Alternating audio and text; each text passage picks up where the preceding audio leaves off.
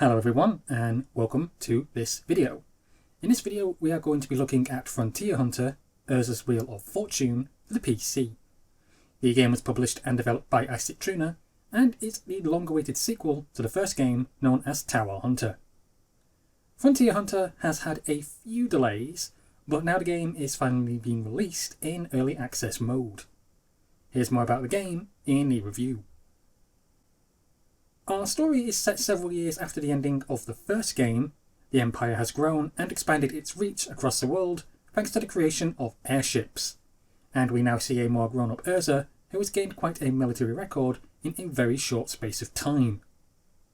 She'll be joining a team on an expedition into the unknown wilderness, and since she won't be alone in this game, the story now has a lot more character interactions than before and a lot more emphasis put into the game's story.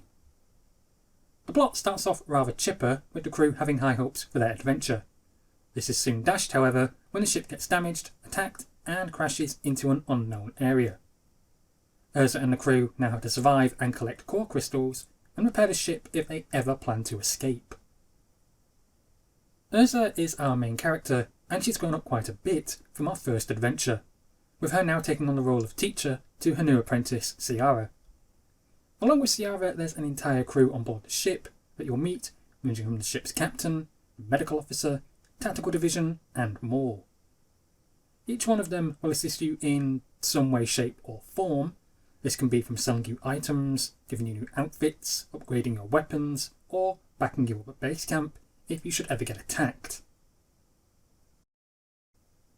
Gameplay is the traditional Metroidvania hack-and-slash adventure that you would expect it to be, and this game feels very much like the first game, but also it does feel quite different too.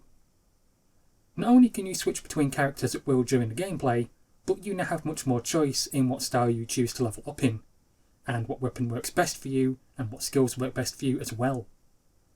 You can focus on leveling up certain skills over others, and use various new tactics and team moves to defeat your foes. Moves and skills are also laid out quite differently too, and the difficulty doesn't feel quite as hard as what it did in the first game was either. I'm not sure why it's been made to feel easier, but I can only assume this is to be more welcoming to newer gamers. Gorgeous.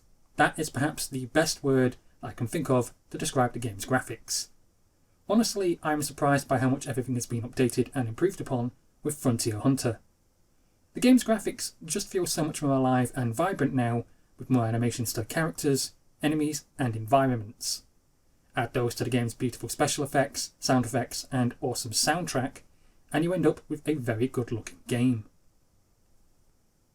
If you have played the first game, then you remember how difficult some of those levels could be. Well, that's not really the same here for the sequel.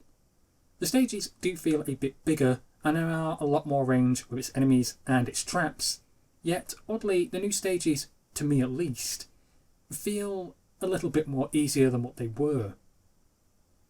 That being said though, they are very well thought out and designed, and there's a lot of areas for you to explore in. And at present I think there's about 7 stages within the game, with 12 more being penciled in as the final plan.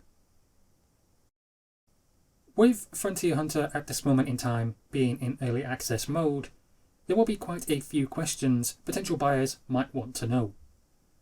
Now, I can't address everything in this video, so I will leave some information in the description below on details such as DLC, when the game should be finished, how many stages are going to be done, and so forth.